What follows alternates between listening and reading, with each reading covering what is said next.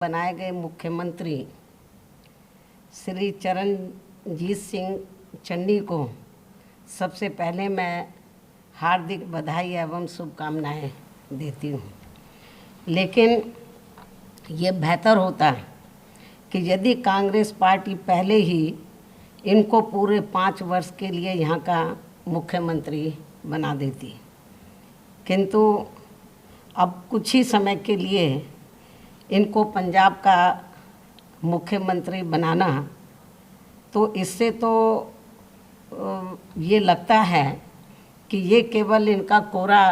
चुनावी हथकंडा है, इसके सिवाय कुछ भी नहीं है। साथ ही मीडिया के जरिए आज ही मुझे ये भी मालूम हुआ कि पंजाब में आगामी विधानसभा चुनाव इनके नेतृत्व में नहीं बल्कि गैर दलित के नेतृत्व में ही लड़ा जाएगा, जिससे भी ये साफ जाहिर हो जाता है कि कांग्रेस पार्टी का दलितों पर अभी तक भी पूरा भरोसा नहीं जमा है। किंतु इनके इस दोहरे चाल चरित्र व चेहरे आदि से वहाँ के खासकर दलित वर्ग के लोगों को ज़रूर सावधान रहना है। लेकिन इससे ये भी स्पष्ट है कि कांग्रेस पार्टी यहाँ अकाली दल व बीएसपी के बने गठबंधन से काफ़ी ज़्यादा घबराई हुई है, और मुझे ये पूरा भरोसा है कि पंजाब के दलित वर्ग के लोग भी इनके इस हथकंडे के बहकावे में कतई भी नहीं आने वाले हैं। वैसे तो सच्चाई ये है कि इनको व अन्य विरोधी पार्टियों को भी मुसीबत में ही या फिर मजबूरी में ही दलित वर्ग के लोग केवल इन्हें याद आते हैं, ये भी सर्वविदित है। जैसे आप लोग परम पूज्य बाबा साहब डॉक्टर अंबेडकर का ही उदाहरण लीजिए। तो यदि कांग्रेस पार्टी के पास जब अंग्रेज़ भारत को छोड़कर चले गए थे, हालांकि संविधान बनने की प्रक्रिया पहले ही शुरू हो गई थी, जब अंग्रेज़ रजामंद हो गए थे कि हम भारत को आज़ाद कर देंगे, तो जब भारतीय संविधान को बनाने की बात आई तो उस समय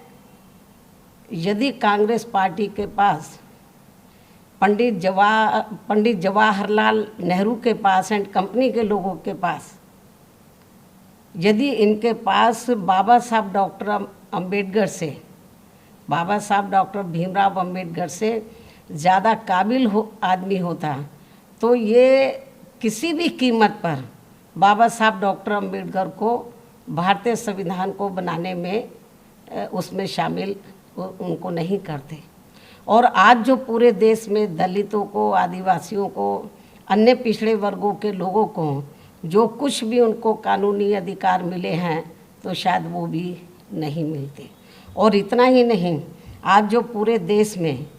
तो धार्मिक अल्पसंख्यक समाज में से खासकर मुस्लिम समाज के लोग जो थोड़े घने सुरक्षित हैं, तो शायद ये भी नहीं होते, क्योंकि बाबा साहब डॉक्टर अंबेडकर ने इस देश का संविधान किसी जाति और धर्म के आधार पर नहीं बल्कि धर्मनिरपेक्षता के आधार पर ही बनाया था।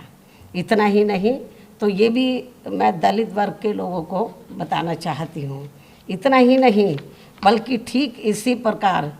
यूपी विधानसभा के आम चुनाव होने से कुछ जब अब यूपी में भी विधानसभा का आम चुनाव होने के लिए कुछ समय बचे हैं, तो ठीक इसी प्रकार से यूपी विधानसभा आम चुनाव होने के कुछ समय पहले ही, अब जब कुछ ही महीने बचे हैं, तो यहाँ भाजपा भी खासकर ओबीसी समाज के प्रति, यहाँ पर भाजपा का भी खासकर ओबीसी समाज के प्रति उभरा नया प्रेम वास्तव में ये दिखावटी व हवाई आदि ना होकर यदि थोड़ा भी सही व सार्थक होता, तो इनकी केंद्र व यूपी सहित अन्य राज्यों की भी सरकारें इनके साथ साथ तो एससी व एसटी की भी सरकारी नौकरियों में अभी तक इनके बैकलॉग को ज़रूर भर देती। लेकिन ऐसा नहीं हुआ। आज भी पूरे देश में चाहे एससी एसटी का मामला, ओबीसी का मामला है, तो सरकारी नौकरियों में इनके पद अभी तक भी खाली पड़े हैं। साथ ही अब तक ओबीसी के लोगों की जातीय जनगणना की भी इनकी इस मांग को स्वीकार कर लिया होता है। यदि थोड़ी भी इनके प्रति इनके मन में ओबीसी के प्रति थोड़ी ईमानदारी होती, थोड़ी सच्चाई होती, तो अब तक ओबीसी के लोगों की जातीय जनगणना की भी इनकी इस मांग को स्वीकार कर लिया होता। जबकि इस मामले में सच्चाई तो ये है कि भाजपा व अन्य सभी जातिवादी पार्टियां भी देश में ओबीसी के लोगों की जनगणना कराने में वैसे ही घबरा रही हैं जिस प्रकार से इनके आरक्षण संबंधी मंडल कमीशन की रिपोर्ट को लागू करने में इनके लोगों ने अति उग्र होकर पूरे देश में आंदोलन किया था। लेकिन अब भाजपा का भी इनके वोट के खातिर यहाँ आसानी से इनका कोई भी नाटक चलने वाला नहीं है। अर्थात अब इनकी काट की हांडी तो बार बार चढ़ने वाली नहीं है। मुझे पूरा भरोसा है कि पूरे देश में दलित वर्ग के लोगों के साथ साथ जो अति पिछड़े वर्ग के लोग भी हैं, तो वो ना कांग्रेस के बहकावे में आने वाले, ना बीजेपी, ना अन्य किसी और पार्टी के, क्योंकि इनको ये बात अच्छी प्रकार से मालूम है कि इनको जो कुछ भी मिला है तो वो परम पूज्य बाबा साहब डॉक्टर भीमराव अंबेडकर के प्रयासों से ही मिला है। तो आज जो भी कुछ इनको थोड़ा घना